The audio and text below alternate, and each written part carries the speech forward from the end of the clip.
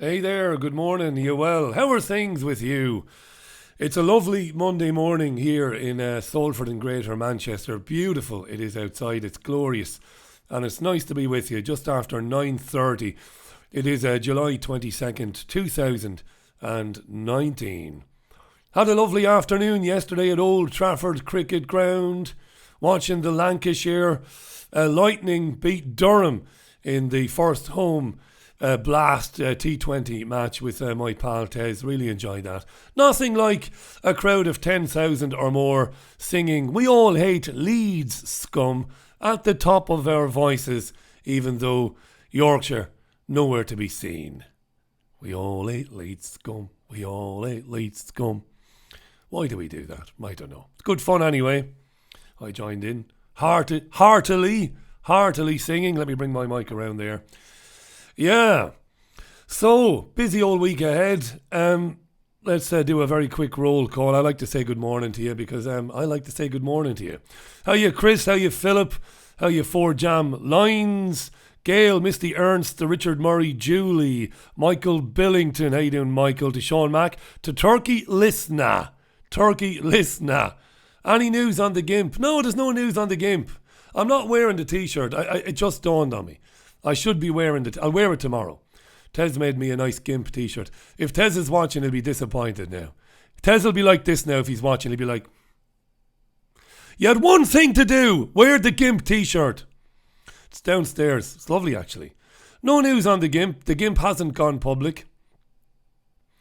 We'll look into it because there should be news on the GIMP, seeing as the GIMP had his head kicked in for no good reason outside a pub the other day in Somerset. So we'll get on that. S Boxter, good morning. 26, good morning. Hi Jennifer, good morning Jennifer in Florida. Winston Smith, hello from the district nurses of Tameside. How you doing, pal? Love Tameside, me. Lovely parks in Tameside. Hi Wendy Bell, how you doing, Wendy? Marvellous.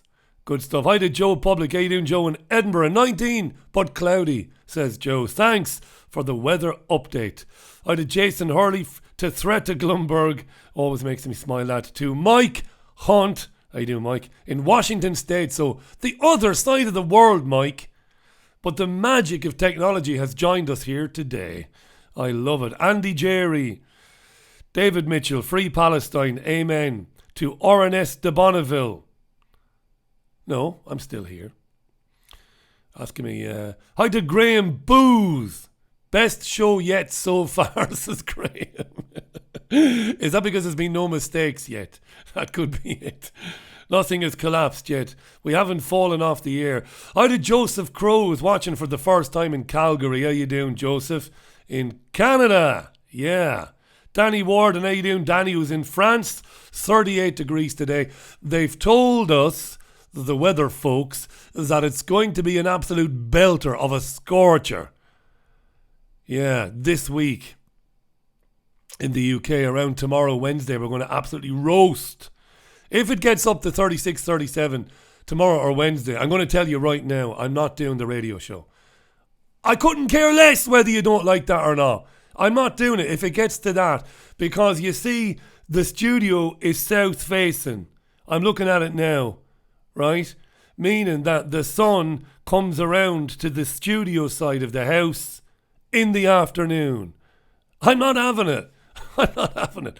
Last year when we had the heat wave, I sat down in my birthday suit.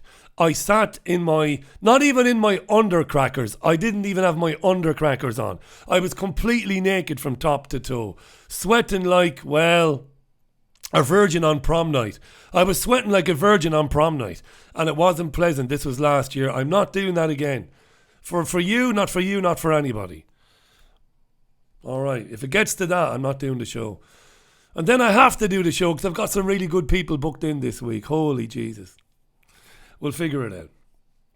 Hi to Deborah D. Domenico. How you doing, Deborah? Hola. Que pasa? To John Parsons in Salford. Chemtrails all over the place. There are.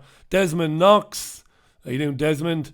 Graham Booth. Graham, don't lecture me about production values. I'm the guns that the Navarone made compared to you and Aidan. On the radio, anyway.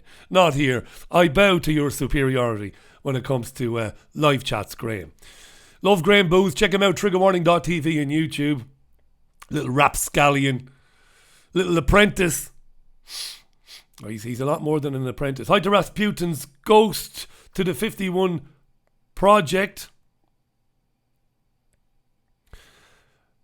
The 51 Project says that he or she commented on my last vid, not a live vid, but my last upload of the radio show, and uploaded a quote from Madeleine Albright on 500,000 dead children. And YouTube said unknown error and deleted it 3 times. Wow. We don't delete YouTube comments. I swear. My mate Raj did delete 1 or 2 and I caught him doing it and I said, don't do it anymore, Raj. The more abusive they are when it comes to being abusive about me, the better. Leave them up there. Just makes me laugh. And Charlotte, who's a gardener in Burley, says, we all ate wheat scum. We all ate wheat scum. We all ate wheat scum. You see, when you have your own place, and of course it won't be mine for 25 years. I know! When you have your own place, you hate weeds, don't you? Because when we rented previously, a gardener rocked up once a month. I think he was, I'm not sure if he belonged to Tony Soprano or if he belonged to Johnny Sack, our gardener. I'm not sure which gangster he was working for. But a gardener rocked up once a month in Fallowfield and did our garden. Because we rented from a private landlord. And it was marvellous. We didn't have to do anything. Didn't have to cut any grass. I didn't have to trim the fucking hedges. But now I do. I tell you what, it's not nice trimming hedges. It's not right. You know, no celebrity, Z-list or not, should have to trim their own effing hedges. It's not good. Not good. Didn't have too much coke over the weekend, but I had a little bit. I've never had a toke nor a hit in my life, children. I sniff all the time, me, because my nose, I have a deviated septum. You can't see it. I need to have an operation. And I'm going to have it on the NHS. I don't care who's dying on a trolley in what corridor waiting to have a lung transplant. I'm going to have my deviated septum fixed. I don't care who has to wait. Yeah. I've had my nose busted a couple of times as well over the years. You know the way it is, you know. What kind of fuckery are you? Lovely. Hi to AI Channel, or to Al Channel, to Van G, to Jamie Williamson, who's off to sea for the next 6 weeks. Are you, Jamie? Merchant seaman, are you? Do you work in the Merchant Navy? You have to work? I'd love to have done that, you know. I'd love to have done that. I often wonder. And I did have opportunities growing up near the sea. I'd have loved to have worked in the Merchant Navy. Ah, wow, what a life. I'd love that. Graham Booth gave his gimp the weekend off to go and visit his family. If you treat your gimp right, your gimp will treat you right. See your gimp right and your gimp will see you right. Hi to Mr. Sin. Good morning, sir. If I miss you out, I'm really sorry. Hi to Cocabel. Kinnell, my pal. Scottish Bull. Yeah. I've no interest in working in the garden. None whatsoever. I've no interest. I'm not green-fingered at all. I have no interest in it. There's nothing nice about it. I like the garden, and I like using the garden. Somebody's phoning me now, and it's going to be somebody with a fucking delivery. Look at this. Look. Somebody's phoning. Look. No, piss off. Anyway. Hi to Chris in Essex. Pauline McCullen. How you doing, Pauline? Sooty's Rehab.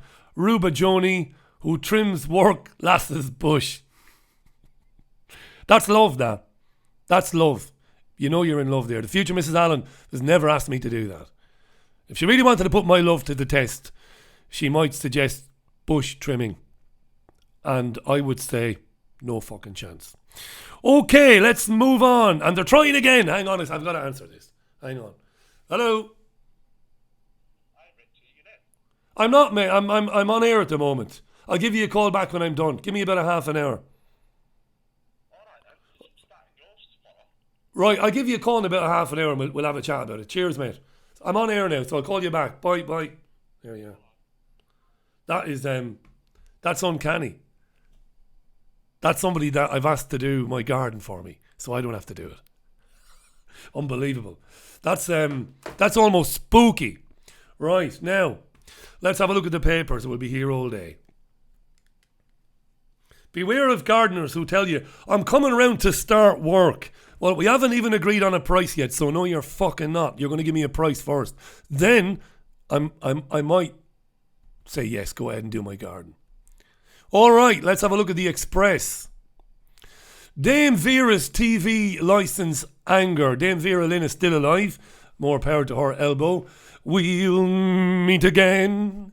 Don't know where, don't know when.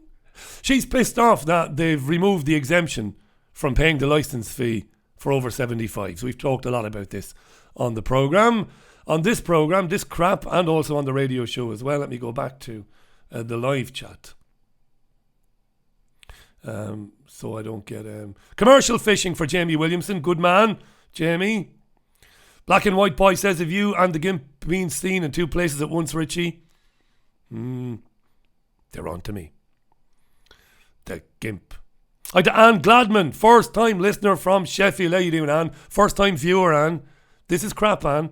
We've got a radio show at 5 o'clock every day, and that's good. This is garbage, Anne. Check out the radio show. Jason Hurley. Barium, strontium and lithium. Yeah. Oh yeah. Thanks for those comments. Right, so Dame Vera is rightly cheesed off. People, OAPs, retirees, people who've worked all their life, they shouldn't have to pay for the TV licence. They shouldn't have to pay for it full stop. The BBC is garbage. It's nothing but non-stop establishment propaganda. So the BBC should be like Netflix or any other service. It should be subscription. If you want it, you pay for it. If you don't want it, you can ignore it. And you shouldn't have to pay for it. A lot of the papers are going with a picture of a little boy who has turned 6 today. Yes.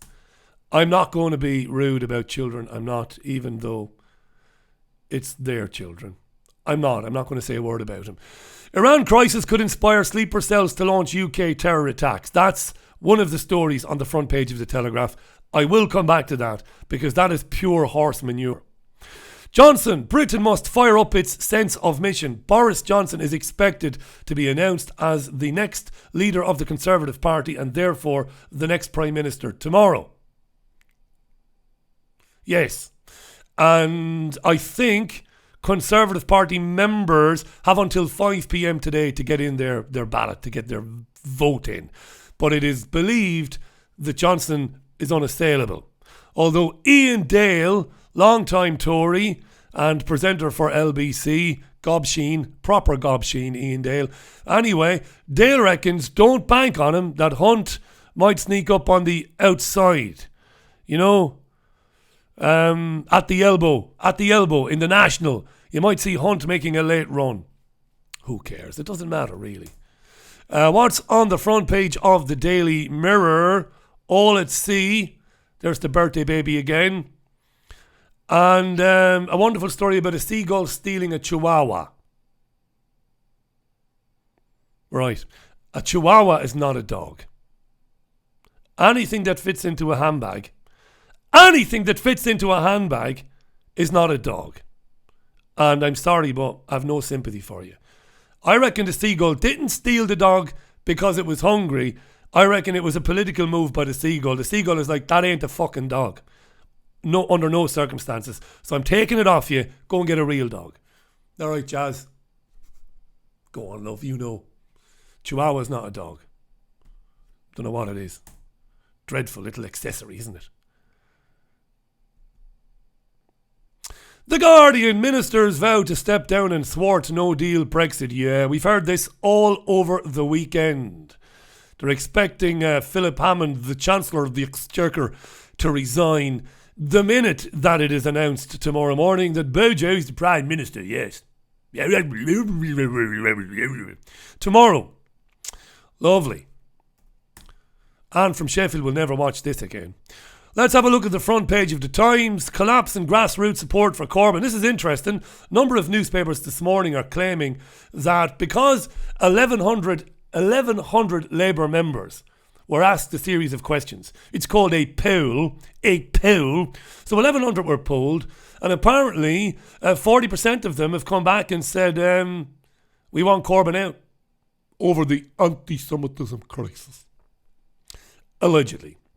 Also on the Times, and we will come back to it, air travellers to be hit by carbon charge.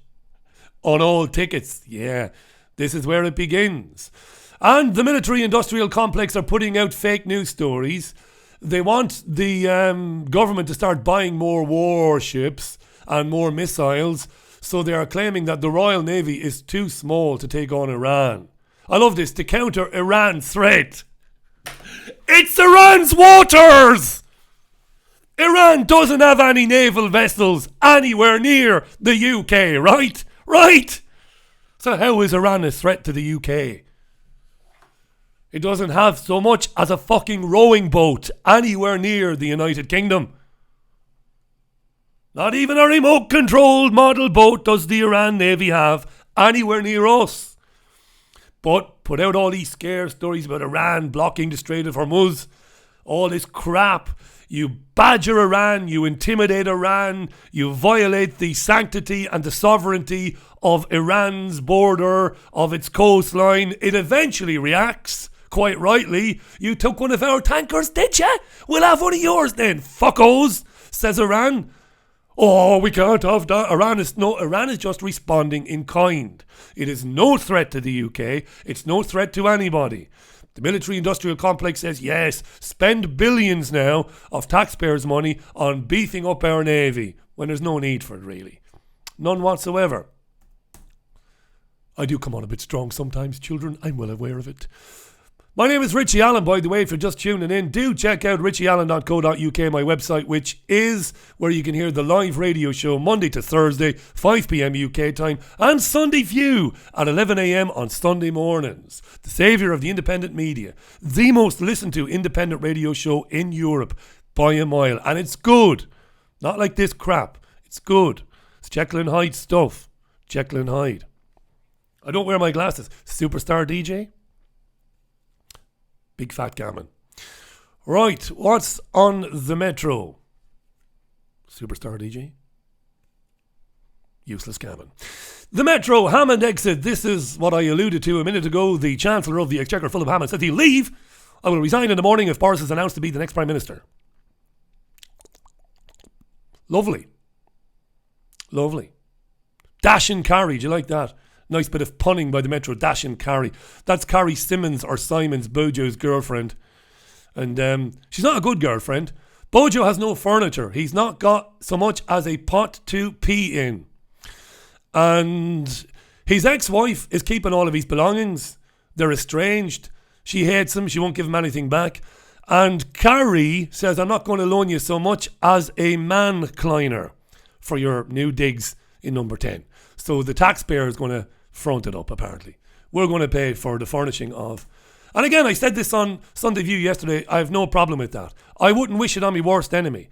Inhabiting a bed that was used by Theresa May and her husband Philip. Gives me shivers down my spine. Can you imagine it? Although I don't imagine there was very much action in there.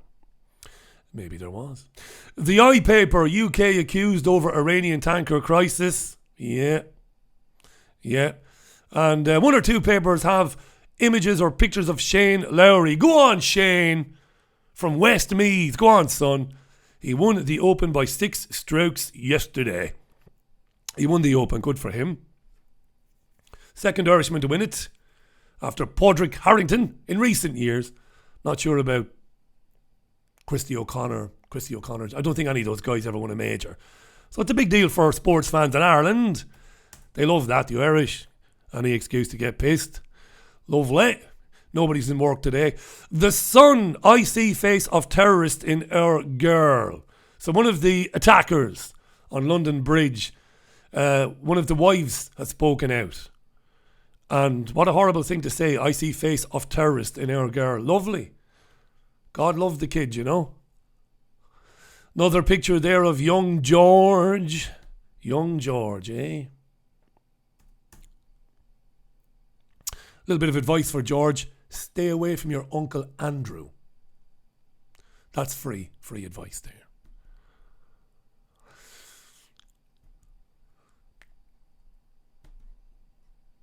The Star, Psycho Seagull stole my dog from garden. That's a lie. A Chihuahua is not an effing dog. Never was, never will be. You called the dog Gizmo. You knew yourself it wasn't a dog.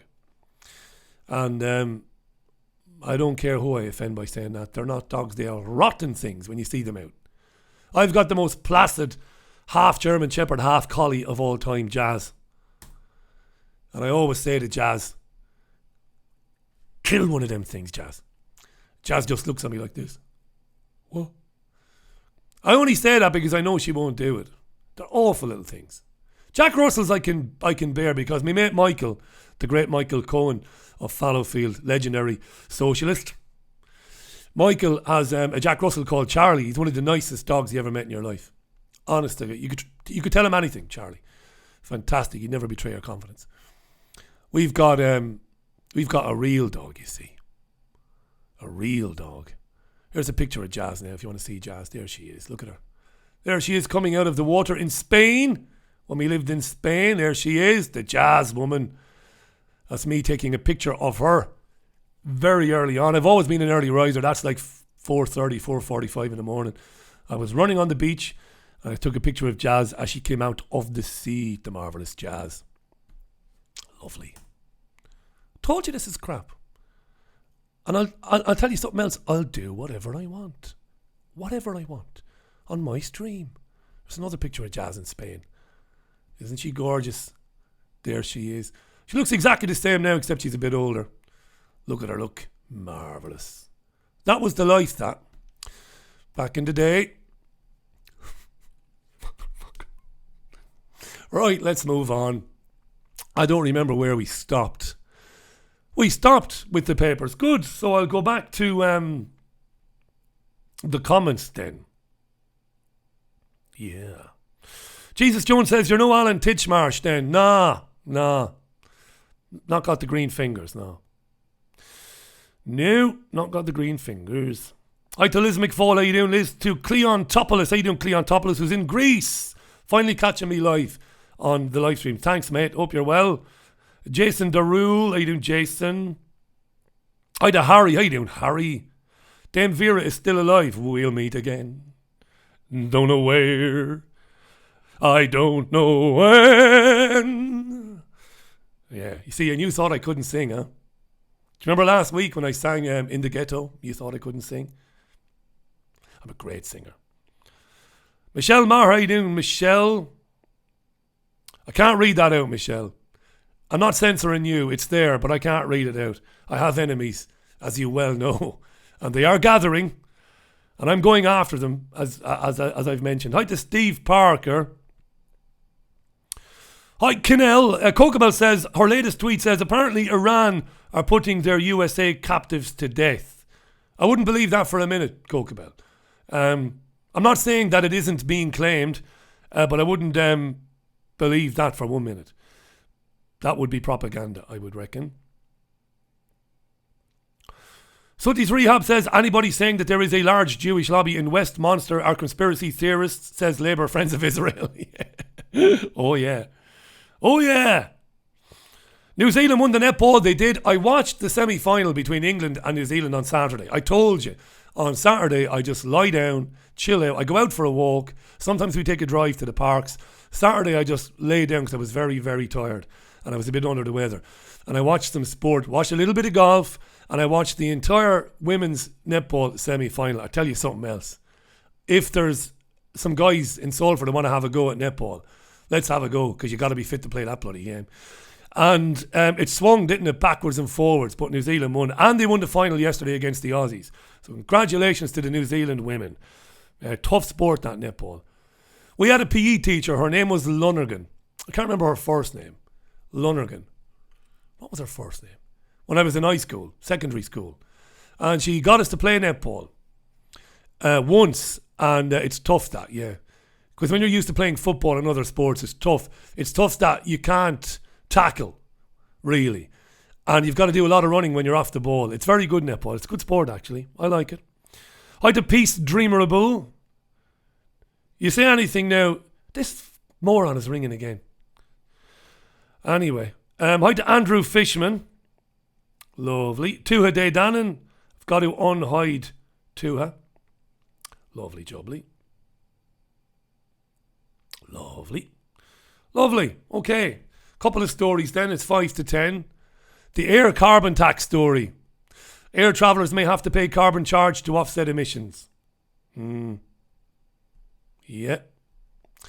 Here we go. This is the Extinction Rebellion nonsense. You may have to pay an extra carbon charge on flights as part of government initiatives to reduce CO2 emissions. Tackle the climate crisis. Yeah. There it is. Yeah. Full stories in The Guardian if you want to read it. They're talking about it being an opt-out thing where you could opt out of it. But that's a nonsense. It'll eventually be a compulsory levy. And this is in response, of course, to the climate religious zealots claiming that CO2 emissions are the reason for warming, even though we're not warming, really. And one of the things they've been talking about, as well as talking about how we shouldn't eat so much meat and how we'll have to change our diet and how we'll have to change this and that and everything else, they've talked at length about somebody's at the door now. I've got to go and get this. Oh, God. Let me go and see who that is. It might be a delivery. I'll be back in a minute. Hang on. I told you it was the worst live stream of all time.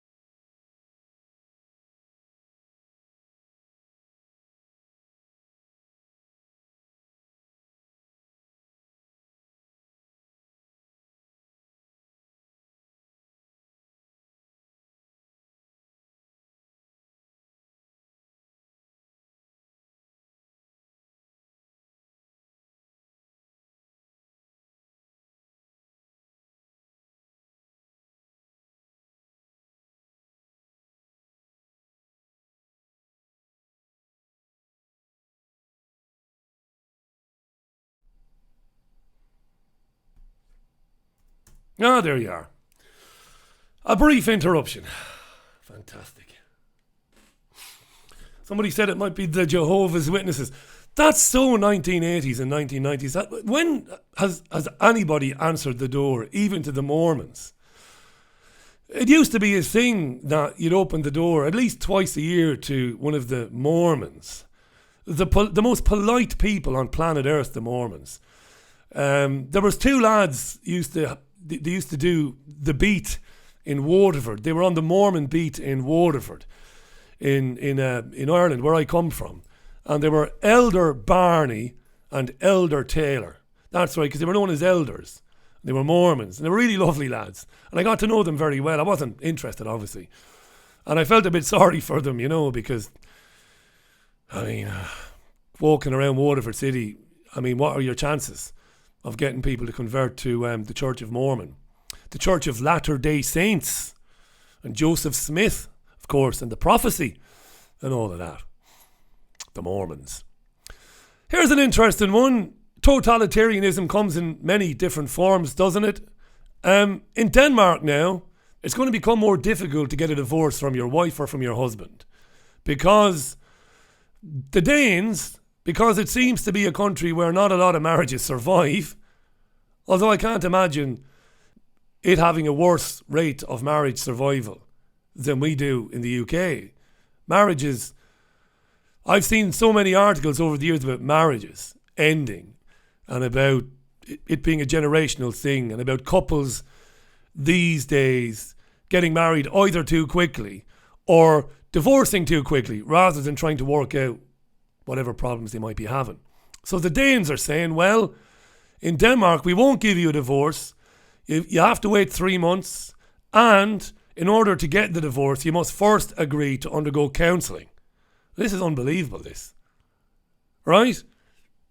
Now, I know some of my more conservative, and I've got a lot of conservative viewers and listeners, particularly to the radio show, and I appreciate that. I don't care what your identity is. I'm glad you're listening. And I give everybody a fair go on the radio show.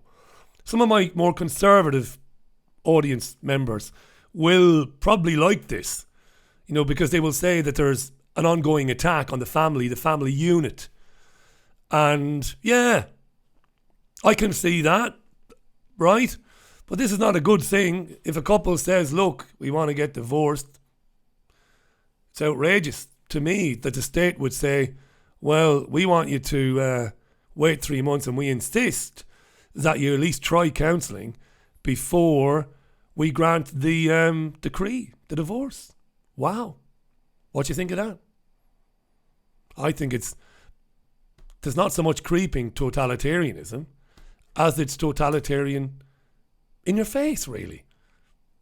Wow.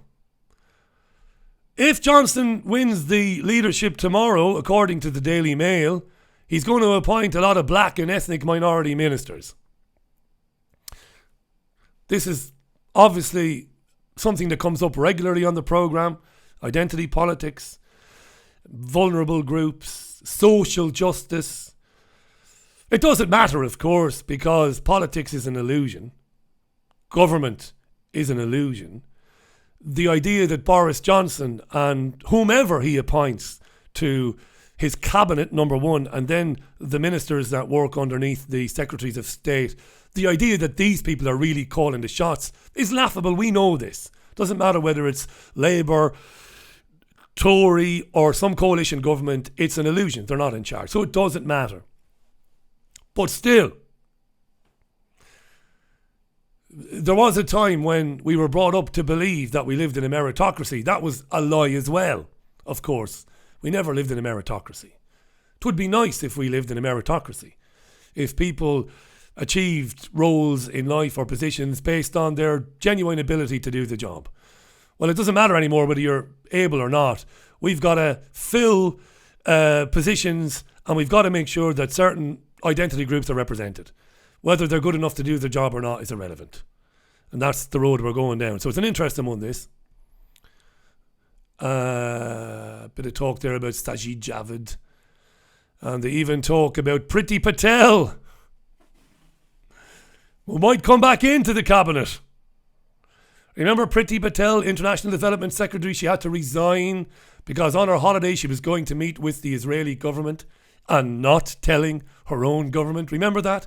Priti Patel. There was a time when you'd be thrown into the Tower of London for that. Not anymore though, because we know who's in charge. And it ain't Boris Johnson. Very good. A lot of stuff that's interesting today. Pack of lies being told about Iran. You've got to worry about a war when the propaganda very quickly escalates inside the UK media. Like this. A whopper of a lie in the Daily Telegraph today. There's a notion that Iran has terror cells in the UK ready to strike inside the UK. I mean, we heard all this before, didn't we, about Iraq and Al-Qaeda terror cells inside the UK. Pack of lies. So, the Telegraph is shamelessly taking briefings from senior intelligence officers and asking for no evidence whatsoever. None. Right? So the spooks are telling the journalists at the Telegraph, Iran has got people inside the UK ready to strike if this gets any worse. And the Telegraph is not asking for any proof. This is beyond dangerous. Intelligence agencies, you might remember a couple of weeks ago, said that they stopped a Hezbollah plot in the UK back in 2015. Wonderful paradigm we exist in now. The intelligence agencies can tell you at any time, we thwarted a plot and kept you safe. Did you? Where's the proof? Can't tell you. Why not? Might compromise investigations that are ongoing. Hang on a second. So you're telling us that we were within a hair's breadth of a major terrorist attack in London, but you stopped it at the last second, but you can't give us any information. That's right. That's right. That's right. And what you want us to do with that? We want you to believe us. Okay. And that's how it goes. Iran loves the Lebanese militant group Hezbollah, and they've got radicals in the UK, and Iran is ready to fund them and give them the operational means to launch terror attacks inside the UK. This is disgraceful shit masquerading as journalism. There you are. It's shameful. I mean, it's shameful that this masquerades as journalism in 2019. It's the Telegraph's job to do for you and for me that work which we can't do. And that's the challenge, these bastards. Hang on a second, you've been lying to us for years about countries that wanted to kill us. Why should we believe you today? No, they don't ask that question. They just repeat verbatim the briefing they have been given. Here's a briefing from MI6. Rewrite it into a news story. Don't challenge it, just rewrite it. Okay, we'll do that. Yeah, Iran has terror cells, sleeper cells in England, in Telford, in Birmingham, and in Newcastle. They're just sleeping, they're just going about their business, waiting to be triggered to attack in the UK. Bullshit.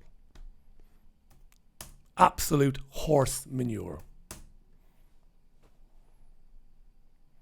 And let's make sure that the counter-narrative is shut down completely. In comes Twitter to ban Iranian news agencies. Wonderful! Let's make sure nobody argues with this horse manure that Iran has sleeper cells inside the UK. So let's ban some of the Iranian news agencies on Twitter. That'll help. This is an RT. Good work, RT. Lovely. Just ban them. Just close their accounts down. For no reason. Welcome to dystopia. Here we are. Right? Right. Lovely. Marvellous. Brendan O'Neill in Spiked. Some of you are following this story, I know, because we follow each other on Twitter. This is an amazing story about how women who work at beauty clinics have lost their jobs because they won't give bikini waxes to trannies. And they've been labelled transphobic. I said tranny deliberately to provoke, because I'm sick of these bastards now. I really am sick of them. I'm sick of these men with cock and balls in place, claiming to be women. That's fine, I've no problem with that. But now coming after people and getting human rights lawyers involved because a woman, an immigrant woman, I'm not virtue signalling here, but a woman who's working in a clinic, earning a pittance, says, no, I will not wax you because I do not want to touch your cock and your balls. I really don't want to touch them. Oh, well, you're transphobic then. No, I am happy and comfortable working with women and waxing women, but I don't want to touch your genitalia. Some of these women have lost their jobs. This is insane. I mean, there's nothing funny about this. I'm not saying this stuff to make you laugh. I know some of you will laugh, but it isn't funny. And he's right to use words like trans woman's bollocks. If you have meat and 2 vegetables in your undercrackers, you are a man, my son. That's the poem Kipling should have written. You are a man, my son. No matter how much makeup you put on, no matter what sort of a wig you wear, no matter how much breast hormonal tablets you fucking take, you are a man. A man. I'm being discriminated against. I need a human rights lawyer. Why don't you wax your own pubic hair? Michael. Or Trevor. Whatever your real name is. It's not funny, is it? Huh? This Yaniv character, this man who thinks he's a woman. She wouldn't give me a Brazilian wax, so she's transphobic. She just doesn't want to touch your big hairy meat and 2 veg. Mad. Mad. Mad. And the courts are ruling with the lunatic trans person. I'm not finding for the defendant who says, transphobic? I couldn't give a shite. I don't want to be touching his dangly bits. I didn't sign up for the job at the clinic to be watching some bloke take down his panties, whack it out, and then ask me to fucking wax it. I didn't sign up for that. Nothing transphobic about it. Oh, Christ. To say it genuinely angers me is an understatement. Crazy. Love the mail. They're all over Jeffrey Epstein. After this guy was convicted for raping children, didn't stop his pals hanging around with him, the great and the good Steve Mnuchin, Rudy Giuliani, the hero of 9/11. Yeah, right. Wilbur Ross, all of Donald's boys. Didn't stop them meeting with him and partying with him. If you listened to Sunday View yesterday, you would have heard clip of a detective who's been on the case for years saying that when the girls lost their braces, Jeffrey Epstein lost interest in them. Yeah, friend of the powerful, the great, the capitalist, the venture capitalist, the industrialist, Jeffrey Epstein. What's going to happen, folks? Is Epstein going to spill the beans? Will he die mysteriously or will he just get off? We'll see. Right, that's it. I've had enough. Loads to do. It's 12 minutes past 10. And I've got plenty. Robert says, do you wax, mate? I'm a proper man. What do you think do I wax? Occasionally trim. Occasionally trim. Somebody tell this character, this trans person, this man who thinks he's a woman, I'll give him a bikini wax. I've got a pair of secateurs in the garden shed that I won't fucking use because I don't like gardening. And I've got a clippers as well. I'll do my best. So come around and whack off your trousers and I'll give you a good trimming if you want. If you want to be a woman. Right, that's it for me. We'll do it all again at 5 o'clock this afternoon in the radio show on richieallen.co.uk and the usual channels. In the meantime, let me give my regular shout out to my friends Hayden Hewitt and Graham Booth. Check out triggerwarning.tv and their YouTube channel as well. Until today, it's bye from me. Have a great Monday.